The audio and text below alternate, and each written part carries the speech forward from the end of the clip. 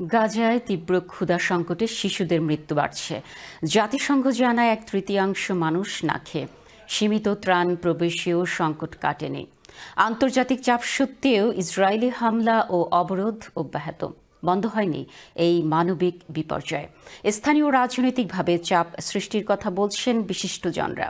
বিস্তারিত জানাচ্ছেন আমাদের বিশেষ প্রতিনিধি শরীফুল ইসলাম চৌধুরী এবং ক্যামেরায় ছিলেন রেজাউল করিম মৃধা।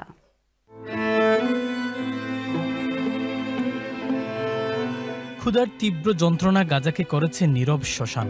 শিশুদের ফ্যাকাশে চোখে লুকিয়ে আছে অসীম শূন্যতা। অনাহারে প্রাণ হারাচ্ছে শতাধিক শিশু। সবকিছু যেন মানব সভ্যতার চরম ব্যর্থতার প্রতিচ্ছবি। অনাহারে ধুকে ধুকে মারা গেছেন শিশুসহ শতাধিক মানুষ।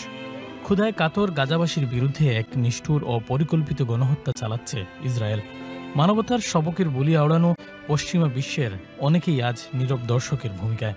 ইসরায়েল আন্তর্জাতিক যতগুলো আইন আছে কোনো আইনের তোয়াক্কা করেনি এবং সেটা দিন দিন খারাপ থেকে খারাপই হয়েছে।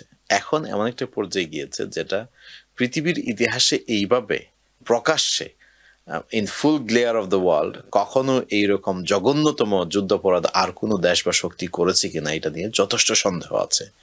ব্রিটেন, ফ্রান্স অ্যান্ড জার্মানি তারা মনে করছে ইসরায়েল যে কাজটি করছে, সব ধরনের ত্রাণ বন্ধ করে দিচ্ছে এবং সিভিলিয়ানদেরকে বাঁচার কোনো উপায় রাখছে না, সেটা সুস্পষ্ট আন্তর্জাতিক আইনের লঙ্ঘন। রোববার থেকে রাফা সীমান্ত দিয়ে গাজার দক্ষিণাঞ্চলে সহায়তা বোঝাই ট্রাক প্রবেশ শুরু হয়েছে।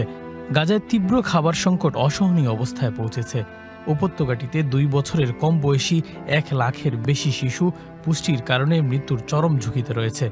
জাতিসংঘের তথ্য অনুযায়ী গাজার 3 ভাগের 1 ভাগ মানুষ দিনের পর দিন না খেয়ে রয়েছেন।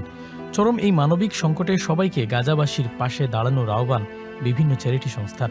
আমাদের অনেক লিঙ্ক আছে যার মাধ্যমে জানতে পেরেছি যে করোনা অবস্থায় এতদিন তো সাহায্যই পৌঁছতো না, কিন্তু এখন কিছু সুযোগ সুবিধা যেহেতু হয়েছে এবং কিছু ত্রাণ সামগ্রী যাচ্ছে এবং আশা করা যাচ্ছে যে এটা আরও বৃদ্ধি হবে ইনশাআল্লাহ।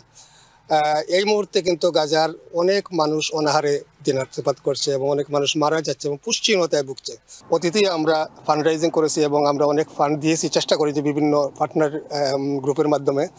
আর আরও কিছু ফান্ড আমাদের কাছে আছে, ইনশাআল্লাহ আমরা অতি সত্বরই এগুলো ডিস্ট্রিবিউট করবো ইনশাআল্লাহ। গাজায় গণহত্যার তীব্র নিন্দা জানিয়েছে খোদ ইসরায়েল ভিত্তিক শীর্ষস্থানীয় 2টি মানবাধিকার সংস্থা। ফিলিস্তিন রাষ্ট্রের স্বীকৃতি নিয়ে ফ্রান্সের সিদ্ধান্ত, একই দাবিতে প্রধানমন্ত্রী বরাবর 2 শতাধিক ব্রিটিশ এমপির চিঠির প্রেক্ষিতে চাপের মুখে মুখ খুলেছেন প্রধানমন্ত্রী কিয়ার স্টারমার। সব মিলিয়ে আন্তর্জাতিক চাপে ত্রাণ নিয়ে রীতিমতো প্রহসন চলছে গাজাবাসীর সাথে। বিশিষ্টজনেরা বলছেন, স্থানীয় ও আন্তর্জাতিকভাবে আরও বেশি চাপ প্রয়োগ করতে পারলে এই বর্বরতার বন্ধ হতে পারে। আমাদের আসলে ডাইরেক্টলি এখানে চেঞ্জ করার সুযোগ তো খুব কম, কিন্তু আইডিয়াল হবে আমরা আমাদের অবস্থান থেকে যদি আমাদের এমপির কাছে আমাদের মনের অভিপ্রায়টা ব্যক্ত করি, আমরা যদি ডিমান্ড করি যে কেন আমাদের এমপি, আমাদের সরকার আরো শক্তিশালী অবস্থান নিচ্ছে না। আরেকটা বিষয় যেটা অনেকেই বলছে যে সমস্ত ব্যক্তি, গোষ্ঠী, ইনস্টিটিউশন গুলো এইগুলোর সঙ্গে সম্পৃক্ত আছে, আর্মস ম্যানুফ্যাকচারার ইত্যাদি ইত্যাদি, এদেরকে যতটুকু সম্ভব অ্যাভয়েড করে চলা। 410 বর্গ কিলোমিটারের ছোট্ট গাজায় 23 লাখ জনসংখ্যার 62,000-এর বেশি ফিলিস্তিনিকে হত্যা করেছে Israel. Shariful Islam Chowdhury, channels news, London.